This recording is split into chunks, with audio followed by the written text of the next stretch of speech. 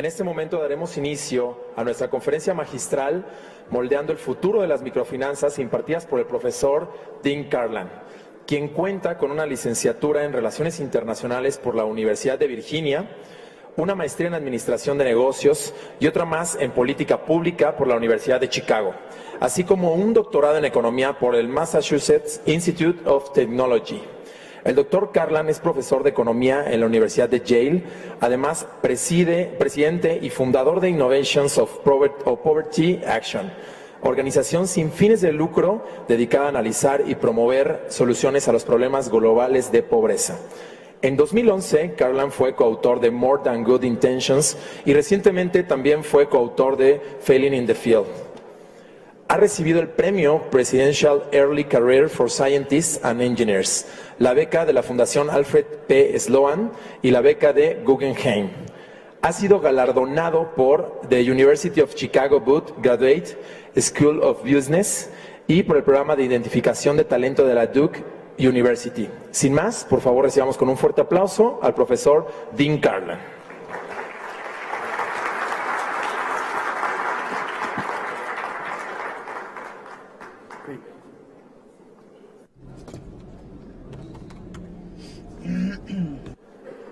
Great. Hola a todos. Ya este va a ser el final de mi español. ¿Dónde están las...? Perfecto. Gracias. Okay. Es un honor estar aquí con ustedes. Muchas gracias por invitarme. Es todo un placer ser parte de este evento. Personalmente, ha sido un viaje muy largo porque primero vine a México en 1993 para trabajar en microcrédito como practicante. Tenía 23 años. Así que es muy emocionante para mí ver todo el gran crecimiento de las microfinanzas aquí en México, con todas las nuevas ideas y todos los nuevos esfuerzos que se están haciendo. Está ocurriendo o ha ocurrido muchísima transformación desde que yo vine aquí para hacer programación, cuando era practicante y regresar a seguir estudiando. Así que me da mucho gusto estar aquí de regreso. Quisiera hablarles de lo que me parece cuál es el siguiente paso de la inclusión financiera. La idea de que hemos tenido una gran transformación de la industria de la inclusión financiera en los últimos 40 años, pero creo que hay muchas preguntas y mucha ansiedad con respecto a qué es lo que viene. En eso me voy a enfocar. Lo que quisiera hacer es primero hablar de por qué es difícil saber qué hacer. Y hay algunos problemas. ¿Alcanzan a ver y me escuchan si me alejo? ¿Me escuchan ahí atrás? Perfecto. ¿Por qué es difícil? Es que aquí sí puedo leer, por eso me vine hacia acá. ¿Por qué es difícil saber qué hacer? Hay dos desafíos básicos. Y nosotros, sea cual sea el sector al que pertenezcamos, queremos sacar o hacer lo que hacemos y ganar dinero al hacerlo. Lo primero que tenemos que hacer es saber qué medir. Y lo segundo es un cliché de entender las causas y no la correlación.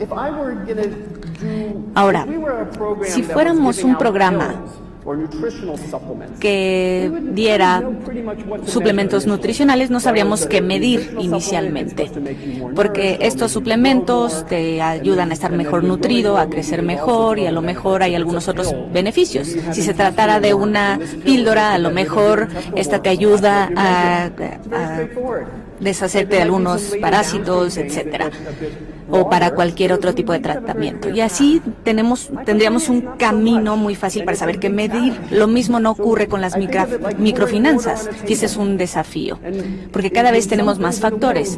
Hay cosas en el mundo en donde hay ríos que se crean y que sabemos seguir de principio a fin.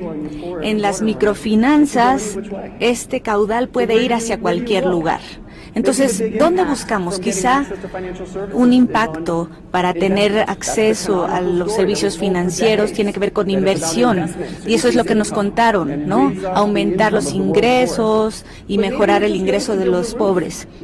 Pero a lo mejor esto tiene que ver con pagar deudas o cosas en las que incursionamos y que todos decimos, bueno, está bien, me da oportunidad de pagar cosas que antes no podía, como cuando pagas tu boda.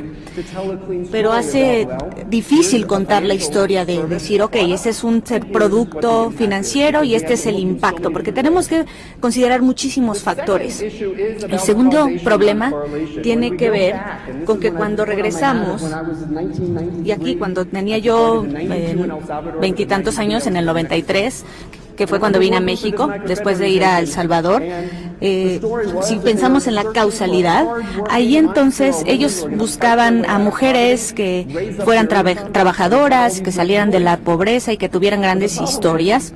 El problema es, ¿cómo sabes si tu crédito, el que pediste, trajo un gran cambio? O el hecho de que hubiera mujeres como estas trabajadoras fue lo que trajo un cambio. Entonces, regresando al tema del impacto, no nada más queremos saber qué resultado te trae un cambio, sino si causó que viniera un cambio.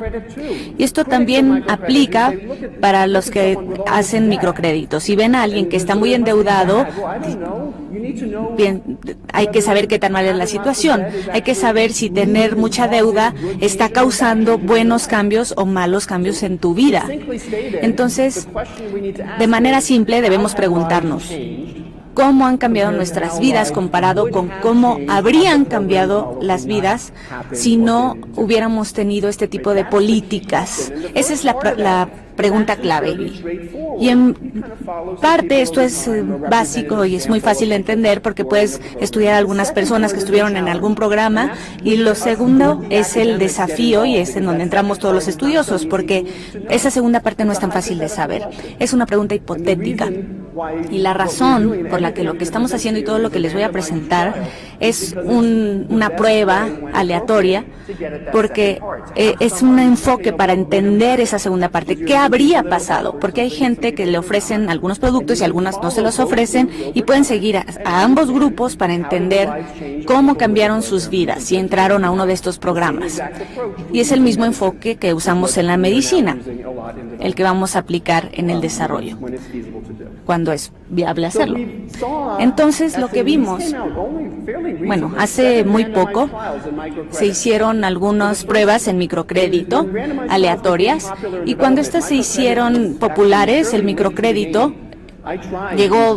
había llegado apenas en el 2000. Yo traté de hacer una evaluación de microcrédito en el 2000, pero no me fue muy bien. Es una historia de fracaso, digamos. Los resultados de estas pruebas, y una de ellas se hizo aquí en México, fueron muy interesantes, en parte por su coherencia.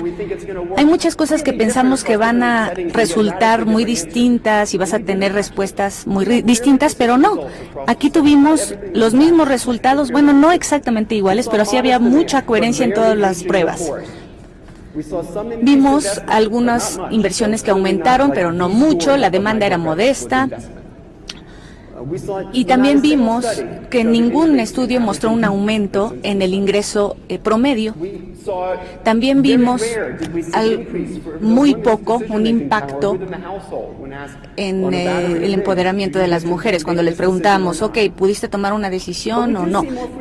Pero vimos más libertad en términos de saber qué comprar, cómo comprarlo, y tampoco vimos muchos efectos dañinos, lo cual era una preocupación en muchos de estos casos. Entonces, si vemos una comparativa, tenemos los 7 países donde hicimos las pruebas, ahí tenemos a México en medio. Lo hicimos en Nogales, en la frontera. Y lo más importante en lo que quiero que se enfoquen es en el ingreso en el hogar, en donde no hubo resultados, es decir, no hubo cambios. En promedio no vimos ningún cambio en los ingresos. Ahora, sí vemos algunas inversiones que aumentaron, y el consumo hubo en las dos direcciones, lo cual tiene sentido si lo pensamos un momento. La gente que invierte en 1 o 2 años, uno pensaría que ganan más, pero también gastan más. Pero para alguien que mejora sus ingresos, por ejemplo, se compró un coche o arregló su coche o compró uno, a lo mejor van a consumir menos porque ahora tienen que pagar su crédito. Y a lo mejor eso puede ser algo bueno si hay más consumo. Pero no quiere decir que esto va a continuar después cuando continúas con tus gastos normales. Entonces aquí lo importante, el resultado es que vemos estos resultados que nos dicen que los inversionistas privados deben celebrar.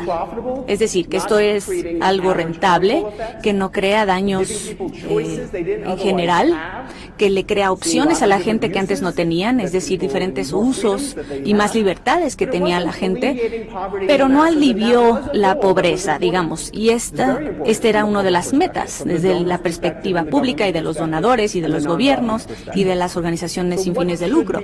Entonces, ¿qué debemos hacer? ¿Cómo aumentamos el ingreso para la población que vive en pobreza? Entonces, aquí creo que nos vamos a quedar en esa diapositiva. There we go. So this is now this is kind of a summary slide. Entonces, este es un resumen, digamos, del resto de la plática. El siguiente paso para la inclusión financiera, y esto está basado en un artículo que escribí, hacia dónde deben ir las organizaciones sin fines de lucro en el espacio de la inclusión financiera. Aquí incluí algunas respuestas y lo voy a dividir en tres partes: innovación, lo no alcanzado y en crear confianza. Al hablar de innovación hablo de diferentes formas de préstamos, a lo mejor algunas más flexibles, e identificar las necesidades de un individuo y ver cómo darles el crédito correcto en el momento correcto. También significa expandir el alcance de nuestros productos, porque antes, antes se hablaba de microfinanzas a todo y después le decían lo mismo a microcréditos, y no es lo mismo. Hay que pensar en lo que podemos hacer en ese sentido de los microcréditos. Y también hay otros servicios adicionales. Por ejemplo, usar microcréditos como un servicio para dar servicios de salud o de capacitación, etcétera. La segunda área es la población a la que no se alcanza, o que son demasiado jóvenes, demasiado rurales o demasiado pobres. Por ejemplo, niños. Pensemos en productos de ahorros que podríamos darles a ellos, cómo enseñarles buenos comportamientos y conciencia con respecto a los servicios financieros para generar efectos de largo plazo. Ahora, ¿cuáles otros alcances que podemos dar a las áreas rurales o a la gente que es muy pobre, la gente que se les está excluyendo de los microcréditos, o para quienes los productos no son apropiados porque son muy caros? Hay otras opciones para estas poblaciones. Y en la tercera área, que tiene que ver con crear confianza, y esto es clave: ser un facilitador para crear un buen mercado y proporcionar asistencia para nuevos productos como seguros, certificarlos y crear mejores mercados. Protección de los consumidores, transparencia en tasas de interés, etcétera. Ese es otro gran papel que podemos desempeñar. Vamos a la primera parte, que es innovación. Los préstamos móviles. Creo que esta es una de las mayores innovaciones que estamos observando en todo el mundo, no nada más en México. El potencial es enorme. Las ventajas: 3 clics y voilà, tienes efectivo. Eso es muy emocionante. Menor costo para quien presta y para quien obtiene el préstamo. Pero también la desventaja: 3 clics y supe realmente qué estaba haciendo, o cómo te involucras en una protección del consumidor y la divulgación correcta de los datos para que la gente sepa realmente qué está haciendo cuando estás a 3 clics de que te presten efectivo en un momento en el que realmente lo necesitas. Y a lo mejor, si lo piensas muy bien, dirías, bueno, creo que me pude haber esperado 1 o 2 semanas, pero con 3 clics está ahí y es muy tentador. Así que ahí hay mucho trabajo en políticas públicas, pero no hay que perder el foco de esta opción para que la gente pueda tener acceso a un crédito con solo 3 clics. Ahora, otros modelos de préstamos alternativos. Una de las cuestiones de los microcréditos tienen que ver qué tan bueno es el producto. Cuando tenía 22 años y fui a El Salvador y me contaban la historia de algunos prestatarios que querían usar su dinero para comprar unas máquinas y se iban a tardar 8 semanas después de terminar ese ciclo y empezar a poder venderlas, etcétera. Y yo les decía, ese proceso es muy largo. ¿Por qué tienes que repagar desde la semana 1 si lo que quieres es prestarle a alguien para un proyecto que no tenga que o que no le va a dar resultados hasta en 8 semanas? ¿Por qué no le empezamos a cobrar hasta la 8ª semana?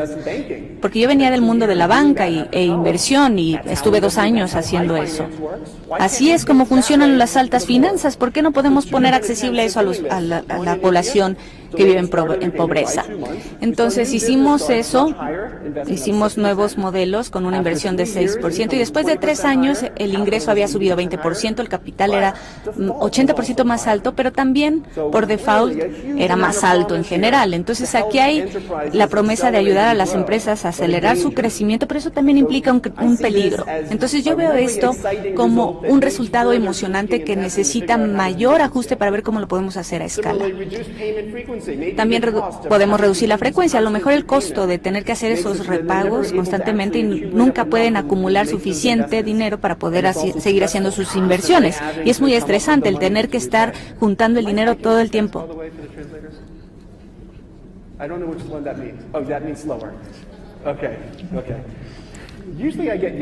Normalmente a veces hasta me gritan que voy demasiado rápido, pero creo que vamos bien.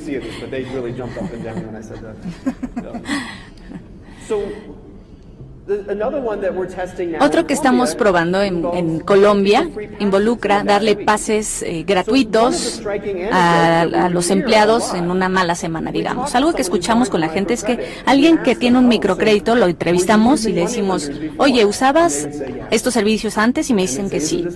Y le decimos, ¿lo nuestro no es mejor? Y dicen, sí, pero seguimos usando a los otros que nos prestan dinero. Nosotros les preguntamos, ¿por qué? ¿No te damos mejor tasa de interés? Sí, por mucho, nos contestan. Pero a veces no junto el dinero, entonces tengo que ir a que me presten dinero para pagar mi crédito. Y esa es una historia impresionante, porque no les estamos dando el producto correcto.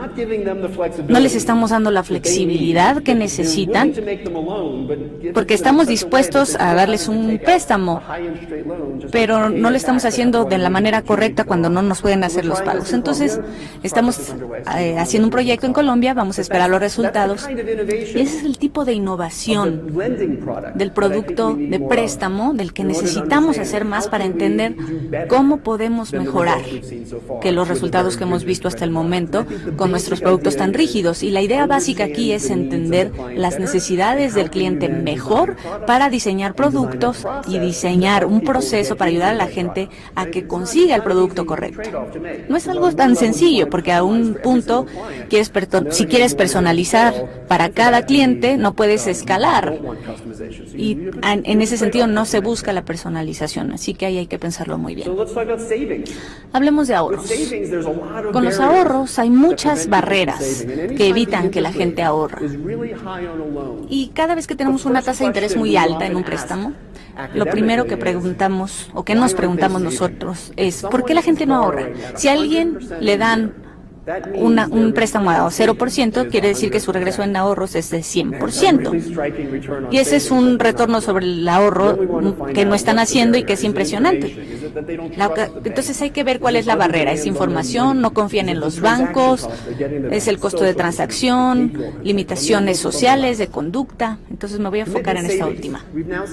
Ahorros de compromiso. Hemos visto varios estudios, 6 en particular, que se han hecho en las Filipinas, Kenia, Malawi, Uganda, Ghana y Bolivia, en donde se hace una de estas cuentas de ahorros de compromiso. A veces la gente tiene la tentación de tener efectivo en el momento, o los beneficios de los ahorros son muy vagos a veces para ellos. no son muy simples. Lo ven como en el futuro distante y es difícil saber bien qué es y cómo te puedes beneficiar de eso, pero sí sabemos cómo nos podemos beneficiar de tener efectivo ahorita, sabemos en qué lo queremos gastar. Entonces terminamos gastando en tal y tal cosa y no ahorramos para algo grande en el futuro. Eso es lo que está detrás de este tipo de cuentas, crear metas en el futuro y quizá algunas reglas de cómo pueden usar su dinero que tienen en la cuenta, para que se comprometan para ahorrar en algo a futuro. Y hemos visto que ha funcionado. Han aumentado los niveles de ahorro y han aumentado la inversión en salud, educación, bienes duraderos. Y la pregunta general que queremos saber es, ¿a qué nos referimos con ese compromiso? Y esa es una pregunta abierta en la que tenemos que trabajar más. Pero aquí hay una gráfica básica que nos muestra 9 o 10 estudios distintos.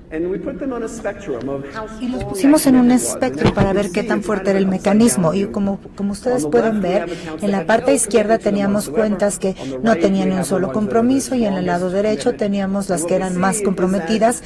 Y lo que podemos observar es cómo este compromiso ayuda.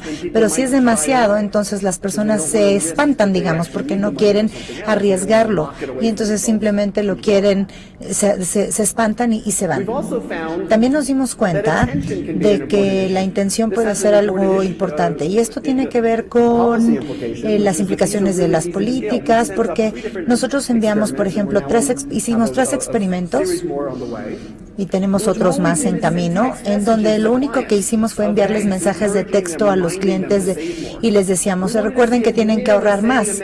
Nada más un mensaje recordando lo que ellos se suponía que querían hacer, incrementar sus ahorros, y nos dimos cuenta que nos dio un incremento del 6%. 6% pueden decir que no es tanto, pero si lo piensan que fue a través de un mensaje de texto, pues es bastante barato y entonces los bancos pueden ganar mucho mejor haciendo este tipo de ejercicios. Ahora teníamos 2 cosas de participación. Otra área que creo que necesitamos trabajar en cuanto a la innovación es promover los ahorros a través de un préstamo. Y en esta diapositiva les voy a mostrar exactamente cómo funcionó. María tiene 3,000 pesos en un microcrédito y está pagando 75% de APR. Ella tiene una microempresa, le fue muy bien en las primeras semanas, algunas veces no es tan bueno, pero María no tiene ni un solo ahorro. Además de esto, nada de la tienda para algún momento, alguna reparación, etcétera. Entonces, ¿cuál sería el consejo que le daríamos a María? La opción 1. Al tercera se las voy a dar al final, pero les quiero dar la 1. Perdón, debí decirles, ¿cuál sería el comentario lo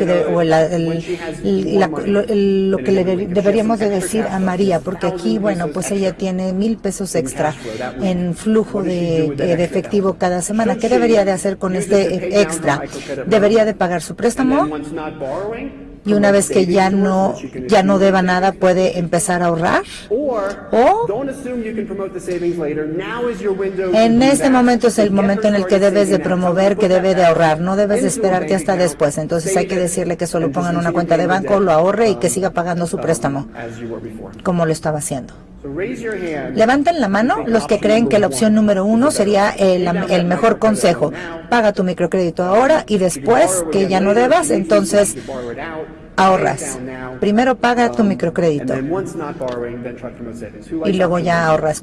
¿Quién dice que la opción 1 sería la mejor? Levanten la mano, chicos. Ok. ¿A quién le gusta más la opción 2? No asumas que hay que promover el ahorro después, hay que hacerlo en este momento y después que pague su deuda. Hay mucha gente que no está votando. ¿Qué pasa? ¿Por qué? Es como 5-1 los que están votando, pero bueno. Les tengo que decir, estoy de desacuerdo casi con el 80% de ustedes, pero se los voy a poner de esta manera. Asuman que son ustedes y ustedes están pidiendo prestado el 75%. ¿Qué es lo que ustedes harían? ¿Pagarían su deuda antes de ponerlo en un ahorro, ahorrarlo? ¿Vas a estar pasando 75% de intereses sobre ese préstamo o pagarías primero tu deuda? real. Si fueron ustedes, yo estoy seguro de que si ustedes tuvieran esto y tuvieran 1,000 pesos y vieran su tarjeta de crédito y dices, ok, voy a pagar ahorita mi crédito, o lo guardo en el banco y sin hacer básicamente nada, como ¿por qué dejarían el dinero en el banco sin que esté dándoles intereses y después estoy pagando más intereses sobre el crédito? Entonces yo estoy seguro de que la mayoría de ustedes que votó por 2 no lo harían para ustedes mismos. Y les voy a preguntar, ¿por qué nosotros estamos haciendo políticas pidiéndole a la gente o sugiriéndole a la gente que haga algo que nosotros no lo haríamos con nosotros mismos? Por lo tanto, tenemos una tercera opción, que es una muy emocionante, creo, y que creo que todos los que están entre el 1 y el 2 creo que va a ser una de las mejores opciones. Es una que requiere un poquito más de tecnología, que automatice sus pagos para convertir sus pagos en ahorros una vez que haya terminado de pagar su deuda. Porque muchos dicen, ok, es que ahorita es el momento de que ella empiece a ahorrar, pero el número 3 lo hace de forma automática, simplemente al ponerlo de default, digamos. Aquí te vamos a dar toda la imagen. Este es un portafolio financiero. Estás haciendo pagos, por ejemplo, de 200 pesos a la semana, pues sigue haciendo estos pagos, pero una vez que termines tu deuda, comenzamos a acumular tus ahorros. Y en algún momento, si tuvieras una necesidad, ya no necesitas volver a pedir este 75%, sino lo sacas de tus ahorros. Y este es un dinero extra para ti, para podértelo gastar en comida o lo que sea, porque ya no estás pagando cuotas a los bancos. En lugar, estás guardando el dinero para ti y tú eres como tu propio banco. Entonces, 3, si nosotros logramos esta opción, sería ideal. Todavía no lo hemos probado, pero hay muchas ideas que suenan súper emocionantes, pero igual y no funcionan. Entonces, aunque yo soy muy fan de la número 3, todavía no lo hemos probado. Si alguien la quiere hacer, por favor, díganme. La última innovación que les voy a mostrar rápidamente es el lado del seguro. En Ghana, nosotros hicimos una prueba muy sencilla en donde nosotros queríamos saber exactamente qué es lo que estaba haciendo que los granjeros no invirtieran más en sus granjas, porque no tenían dinero, hicimos focus groups y nos dimos cuenta que sí tenían, pero no querían invertir, y la primera respuesta era que no tenían dinero para los fertilizantes o no tenían dinero para cosas así. Entonces hablamos un poquito más con la gente y nos dijeron, bueno, sí, también tenemos este riesgo de lluvias y entonces no voy a hacer nada más maíz, por ejemplo, porque eso es demasiado riesgoso. Si de pronto no tenemos una buena temporada de lluvias, pierdo todo. Entonces hicimos pruebas, les dimos efectivo a los granjeros, a los agricultores y algunos les dimos también seguro contra lluvias. Solamente les pagábamos si tenían una mala temporada de lluvias. Algunos les dimos ambos, algunos solamente uno o el otro, y queríamos ver cuáles eran los resultados. Y había un grupo de control que no recibió ninguno de estos dos beneficios. Y lo que nosotros observamos es que para el seguro, por ejemplo, contra lluvias, era mucho más poderoso, era de 10-1, versus el efectivo en poder ayudar a los agricultores a que pudieran invertir más en sus cultivos. Entonces aquí el riesgo sí importa.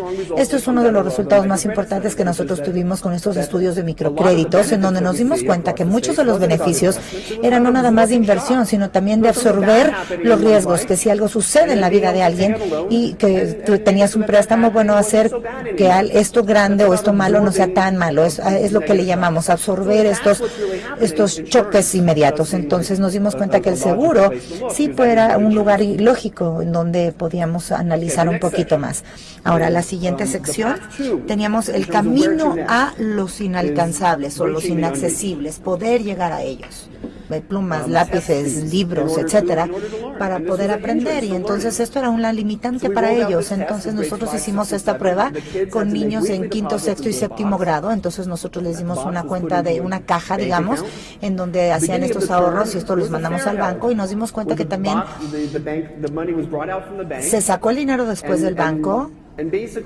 Y básicamente había una especie como de mesas en donde le estábamos vendiendo las cosas de los accesorios para la escuela. La primera representaba una organización no gubernamental y salía, y esto le daba al gobierno o a los niños les dábamos efectivo. Entonces a algunos les dábamos el efectivo, digamos, para que pudieran ir a comprar las cosas o sus útiles escolares. En otras escuelas lo que hacíamos es que les dábamos un papelito que decía, ya acumulaste $3.24, ahorita puedes irte a gastar en accesorios o útiles escolares. Entonces hablábamos aquí del compromiso. El segundo tenía un compromiso mucho más fuerte, digamos, no nada más ahorrar el dinero, sino gastarse ese dinero en exclusivamente cosas para la escuela, porque se suponía que eso era lo que ellos querían, el dinero.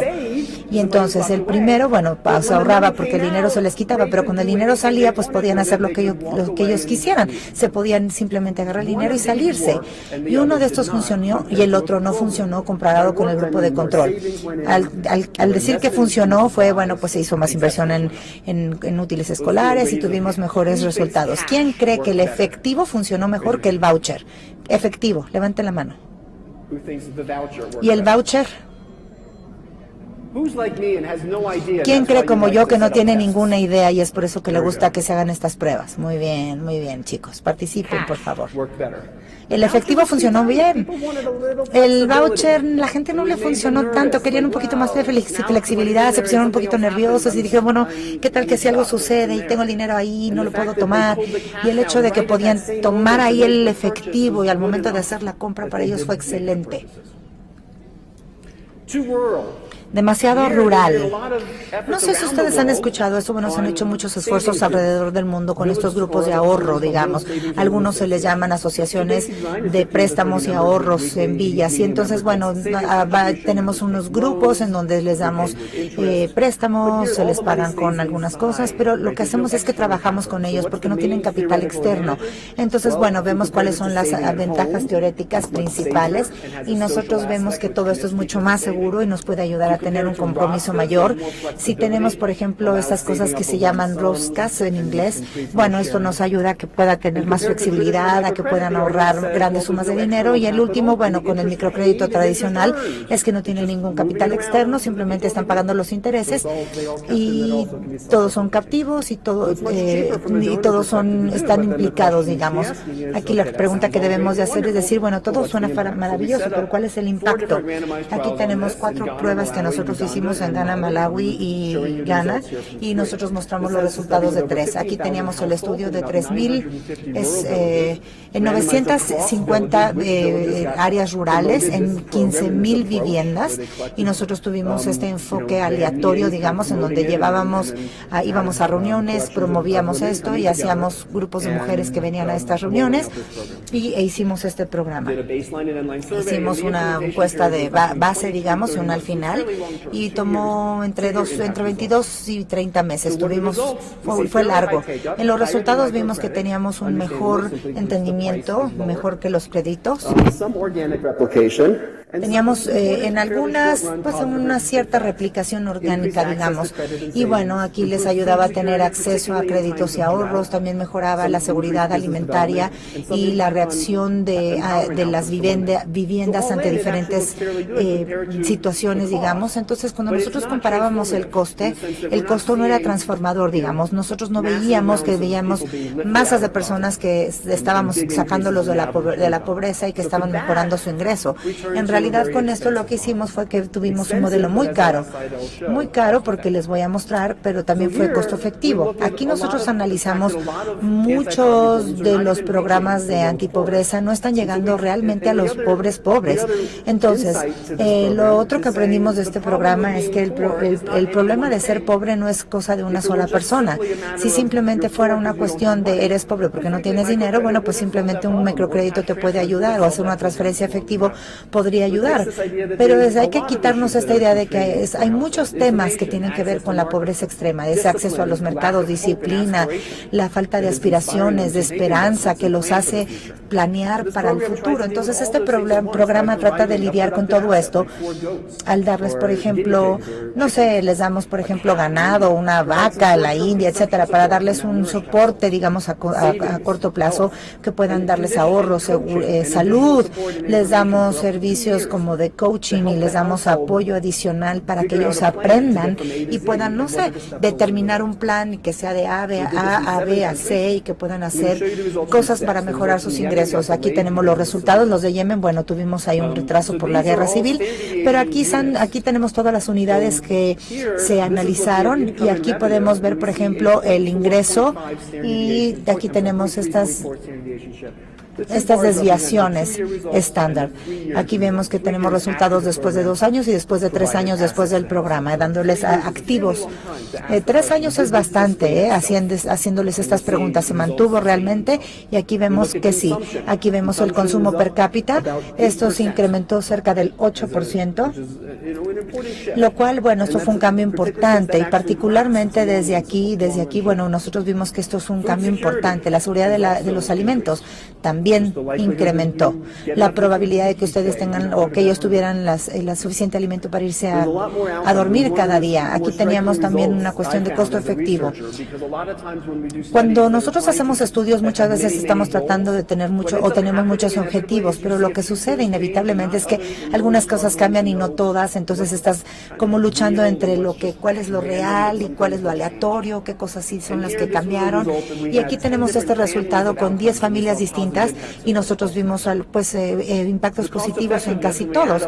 La parte de los beneficios que nosotros vemos y el total de los costos por país, aquí vemos, bueno, que esto se predijo que iba a continuar y más o menos nosotros teníamos un programa que nos costaba como $1,000 por familia. No era un programa barato, pero aquí lo que queríamos ver, o la mejor alternativa era darle a la vivienda efectivo. Y en vez de darles, por ejemplo, si les das $1, digamos, y ellos consumen este dólar, le podías dar otro $1, y en el caso de la India, lo mejor fue que estaban consumiendo $5.33. Aquí fue un apalancamiento importante. En otro lugar, bueno, tenían un problema, porque en Honduras, por ejemplo, les dimos pollos y se murieron. Entonces, bueno, aquí hay que analizar exactamente bien cuáles son las actividades principales que generan ingresos en cada uno de estos lugares. Cuando este programa se expandió a 58 proyectos en 37 diferentes países, nosotros vimos diferentes resultados. En la India, por ejemplo, tuvieron mediciones de casi 7 años y siguen incrementando sus resultados. Estamos muy contentos por eso. Y la tercera parte, que me quiero pasar un poquito más tiempo, es en poder crear estos entornos de confianza. Primero que nada, bueno, les voy a dar unos resultados de México. Les mencioné hace un rato los estudios de impacto que nosotros hicimos en algunas pruebas que hicimos en Sonora. Y hay diferentes estudios que nosotros hicimos antes de esto y eran en cuanto a las tasas de interés. Nosotros sabemos que aquí es un tema muy importante, no nada más en México, sino en cualquier parte del mundo. Cuando ven microcréditos, ven las tasas de interés y no importa cuál es el nivel de intereses, no veo ningún lugar en donde no les interese. En la India, por ejemplo, tienen gran críticas a los microcréditos porque están prestando al 25-30%. Si nosotros vemos las tasas de interés aquí del 25-30%, no veo cómo le haríamos. Entonces, bueno, hay unas grandes diferencias dependiendo de dónde estemos en el lugar del mundo, en lo que tiene que ver con tasas de interés. Pero aquí el tema de poder crear entornos de confianza y cómo podemos hacer políticas a los consumidores. Hay que primero entender cómo ven esto para ver cómo va a implicar o a afectar la cuestión de los préstamos. Entonces hay que ver cómo consideran las tasas de interés. Ellos estuvieron de acuerdo a que en un experimento que hicimos, a que se sentaran a aprender exactamente qué son las tasas de interés. Entonces nosotros hicimos una muestra en todo el país y los mayores, digamos, recibieron una reducción del 10% en sus tasas de interés y los demás de abajo recibieron un 20% de descuento.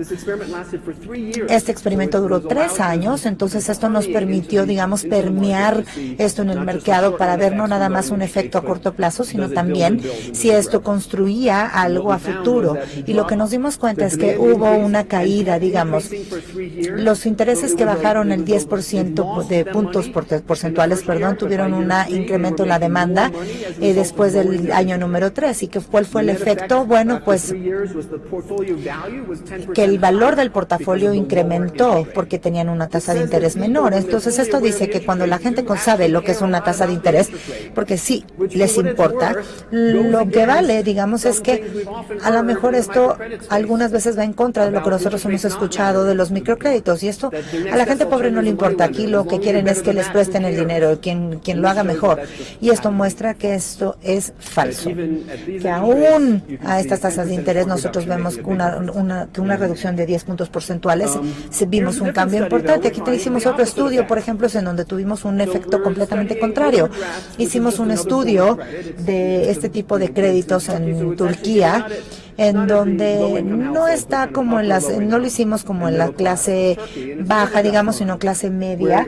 Hicimos estos cuentas de sobregiros, en donde si te sobregiras, inmediatamente puedes obtener un préstamo. Aquí hicimos un descuento del 50% en los intereses, y cuando el banco les envió este mensaje de si te vamos a reducir los intereses a la mitad, ustedes pensarían que hubiera incrementado la demanda, pero no, ¿qué creen? La disminuyó. ¿Por qué bajar el precio baja la demanda? Imagínense que van a una tienda y vas a comprar pan o chocolates y alguien te dice, ¿qué crees? Ahora ya no cuesta $1, no cuesta 100 pesos, cuesta 50 pesos. Obviamente compras más, no compras menos, ¿cierto?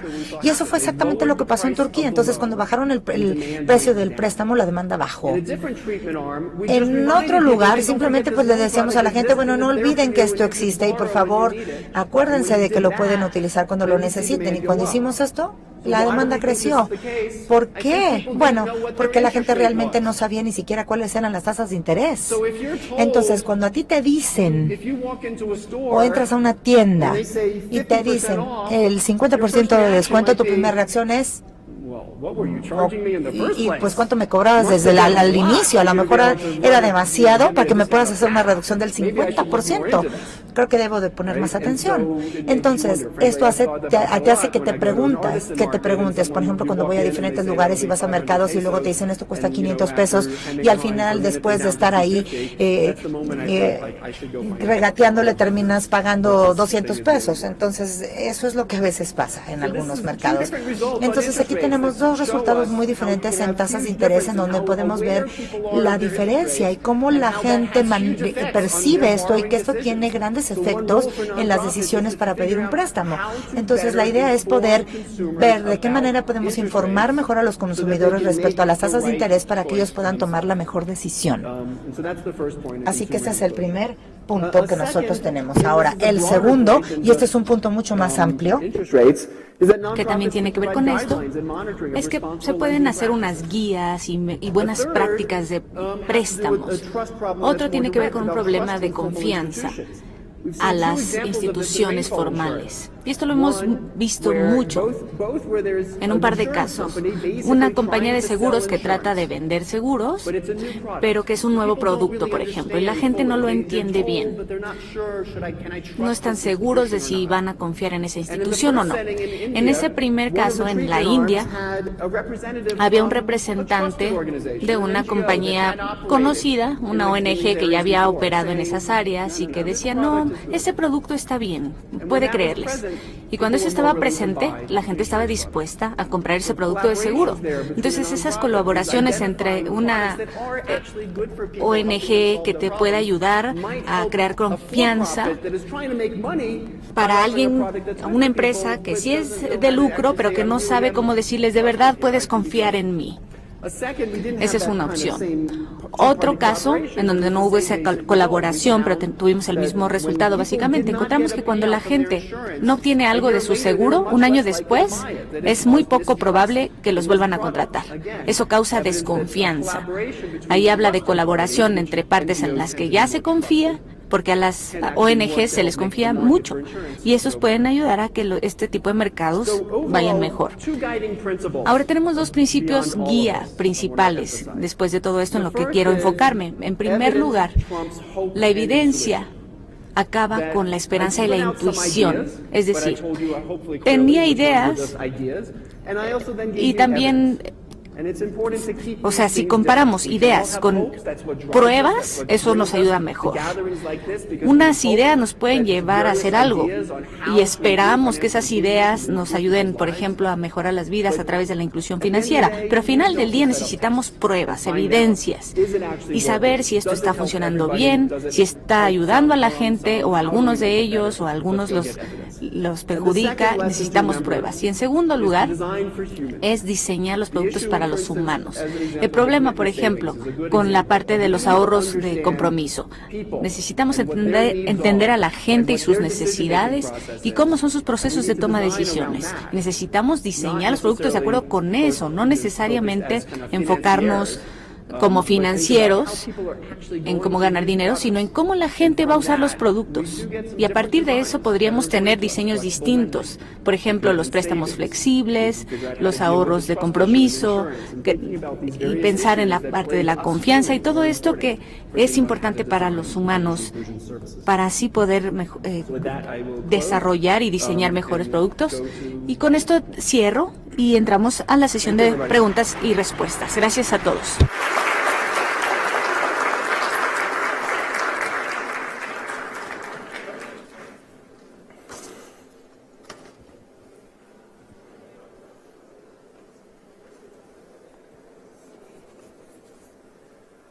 Okay. Oh, are you want me to just do one by one? Okay. Bien, la primera pregunta es ¿qué tan viable es intentar hacer el enfoque de graduación, que se refiere a lo que les mostré de cuando decimos demasiado pobres, donde estudiamos 6 países, con las mujeres urbanas y con los no tan pobres? ¿Cómo podría funcionar este enfoque? Bueno, depende a lo que te refieras como con viable. Primero que nada, vamos a responder la primera parte que tiene que ver con lo urbano. Esos 6 estudios de los que les hablé, todos fueron en áreas rurales.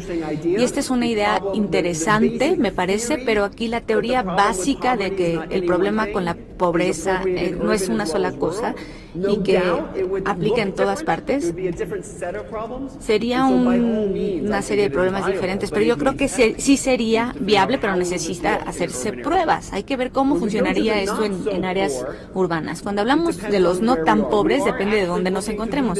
Estábamos tratando de hacer esto en los Estados Unidos. Estamos ahí y estamos tratando de que es gente que no es tan pobre y son problemas muy distintos y las dinámicas son distintas. No sé si hablamos de un país como México de ingreso medio.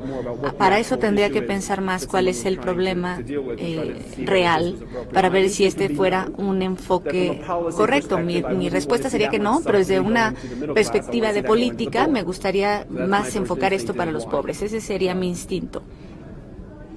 ¿Ok?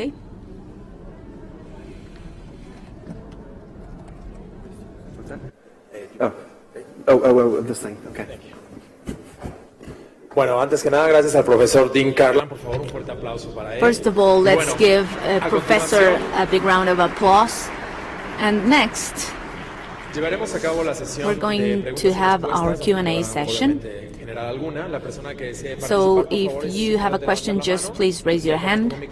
We will get you a microphone so that professor can give us his answer. So who has a question? Please raise your hand. Pueden hacer su pregunta en español en micrófono.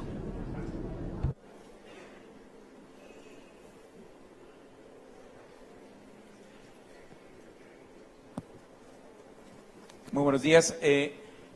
Jorge Mario Soto, la Secretaría de Jorge Mario Soto, from the Secretary of Economy. I'm very interested in the Compartamos case that you talked about, where the low interest rate and demand increased.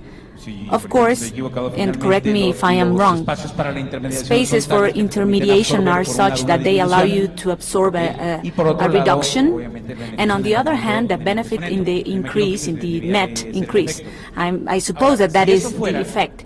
And if I'm correct, then what we would observe is like the metaphor of the dollar, which is on the floor, let's say. If it's so good, by arbitration, people would do that. So what do you think that is behind or underlying this type of cases of innovation where there is a dollar on the floor, but people are not grabbing this dollar bill? It's lying there. So great question. Muy buena pregunta. We often refer to this question Nos in referimos a academia esta as the pregunta Chicago question. en la academia como la pregunta de Chicago, porque es un pensamiento de la Universidad de Chicago de empezar, y de hecho me parece que es una forma muy saludable de ver el mundo, empezar suponiendo que los mercados funcionan y cuando no, tratar de saber por qué. ¿Por qué nadie recogió el billete de dólares? Tengo un par de ideas, pero voy a empezar con una muy simple, el miedo. Es mucho más fácil bajar las tasas que subirlas. Supongamos que esto funcionara y nadie sabía qué iba a pasar en realidad. Supongamos que haya sido devastador para las ganancias. Digamos que no funcionó y que no aumentó la curva y que terminó con grandes pérdidas para el prestatario. Y por eso es más difícil regresar 3 años después y decirle a todo el mundo, ¿saben que vamos a regresar a las otras tarifas que son, o a las otras tasas que son más altas? Entonces, con respecto a esa pregunta de las tasas de interés, había mucho miedo.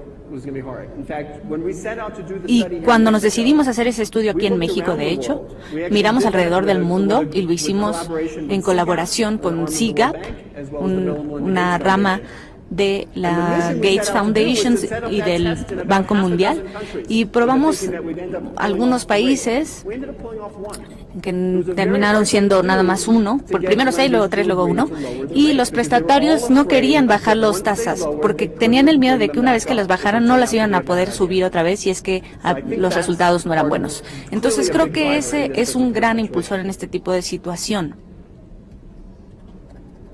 ¿Alguna otra pregunta? ¿Alguna otra pregunta? ¿De qué lado ya están? Ok, por favor. I just have a quick question. Tengo una pregunta rápida. When you talk about commitment savings, Cuando hablamos de los ahorros de compromiso evidence of increasing y el aumento de las pruebas, la evidencia en los ahorros, dependiendo del tipo de compromiso, algo que me pareció muy interesante es que los niveles de ahorros son muy bajos comparado con los tipos de préstamos que podrían obtener. ¿Han visto las diferencias en las cantidades que se ahorran con respecto a los préstamos que se ofrecen para los mismos propósitos? Normalmente, bueno,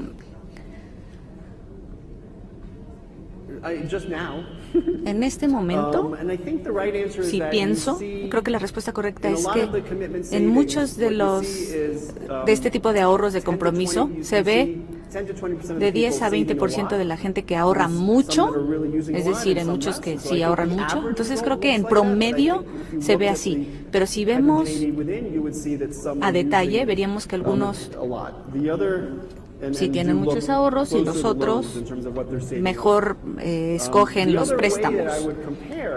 Otra comparación sería no tanto enfocarnos en qué tanto ahorran, sino ver el impacto. Y ahí es en donde los ahorros de compromiso han mostrado, no tanto para inversiones en empresas, sino pagar por salud, educación, etcétera. Eso sí es mucho mejor que los microcréditos si comparamos al menos los estudios. Ahora, no he visto en algún estudio que diga que hayan tenido lo mismo, si se les haya ofrecido los dos tipos de producto y hayan tenido los mismos resultados. Entonces, eso opino. Jaime del Río, Secretaría de Economía. Jaime del Río, from the Secretary of Hace un año, Economy. A year ago, at the microfinance meeting right here in Mexico City, one of the speakers considered that microcredit was a way to convert a personal debt because of its high rates as unpayable to an unpayable debt, but that was now a family debt. And he said that regarding microcredits applied to poor people, so to the poor. So my question is, in your experience, how is it possible to break this vicious circle?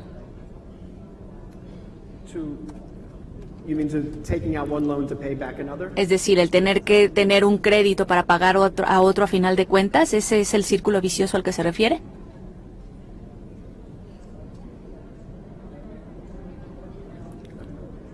¿Se refiere al círculo vicioso de tener que terminar tomando un préstamo para pagar el otro? Justamente. Yes, precisely, that's what I mean. So,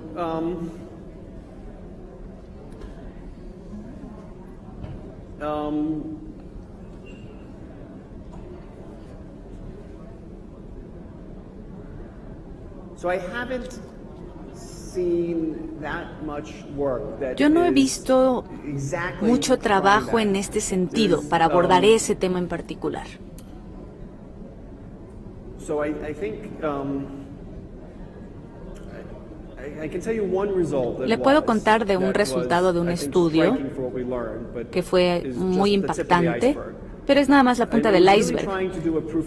Estaban tratando de hacer una prueba de concepto para saber qué pasaría si mágicamente los sacáramos de ese ciclo de deuda, si ya no regresarían, o sí, porque si sí, esto sugiere que el problema es más profundo.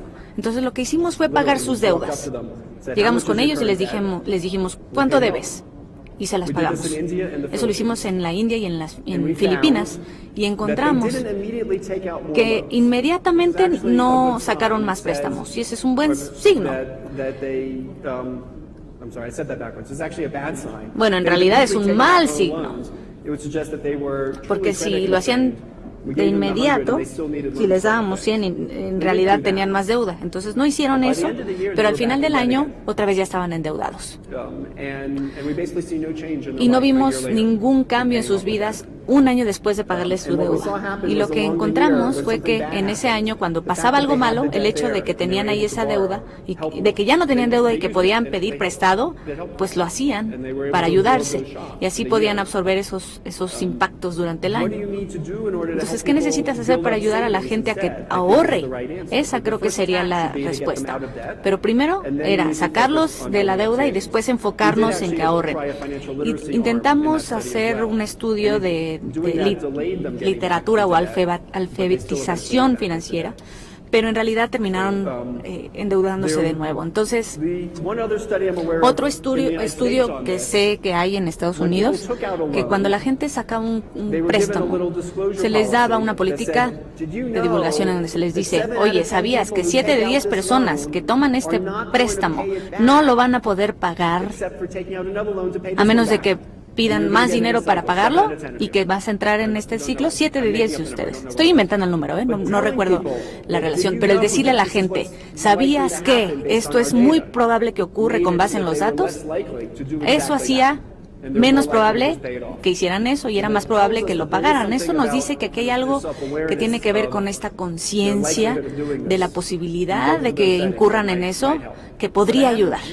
Pero realmente es difícil saber esto. Hay que identificar los problemas para poder trabajar en ellos, porque no todos los que toman dinero prestado incurren en este comportamiento. No es una pregunta difícil, pero sí estoy de acuerdo con usted que es un tema muy importante. Una última pregunta, por favor. De aquel lado levantaron la mano, allá van para allá. Gracias.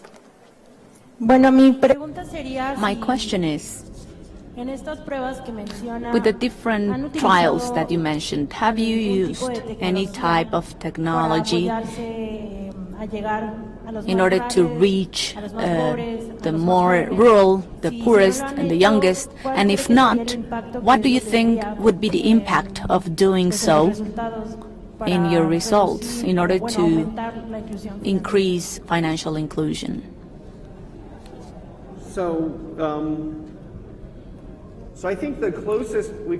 Creo que a lo que más nos hemos acercado es la evaluación del dinero móvil. En Kenia, en donde son el mayor usuario de dinero móvil, es decir, con su celular pueden guardar y mandar dinero. Y no guardan mucho, pero lo usan para mandarlo y para enviar cosas de manera barata por todo el país, y hay agentes donde puedes cambiar tu dinero, digamos. Y hemos visto grandes mejoras de este dinero móvil, que es una tecnología muy básica y que ayuda a la gente a compartir riesgo. Es decir, le pueden mandar dinero a alguien que vive del otro lado de su país con bajos costos y esto aumenta su habilidad de hacer inversiones y ganar más dinero y tener menos pobreza. Creo que esa es la mayor intervención tecnológica que he visto y la más fundamental. Además de esto, hay muchas ideas de cómo hacer que este dinero móvil funcione mejor. Por ejemplo, lo de los mensajes de texto, que se pueden aumentar o incluir en esta cuestión del dinero móvil para que lo usen para tener más ahorros. Creo que hay muchas ideas que se podrían hacer ahí que tienen potencial. Y hay otro ejemplo de convertir tu deuda en ahorros. Esto es algo que se podría hacer a través del dinero móvil, en el que la gente, como está pagando cada mes su deuda, eso lo pueden transferir a ahorros una vez que terminen de pagar su deuda. Y creo que ahí hay muchas oportunidades que se pueden hacer en ese aspecto, no tanto con los más jóvenes, pero sí con los otros dos grupos. Agradecemos al profesor por We want to thank Mr. Carlan for his participation. esta conferencia. Thank you for your presentation. Y bueno, a continuación, And para next, finalizar, la coordinadora general de PRONAFIM, The Cintia PRONAFIM Villarreal Muraira, hará coordinator entrega de un reconocimiento will al give him profesor Dean Carlan. recognition. Thank you very much. Thank you.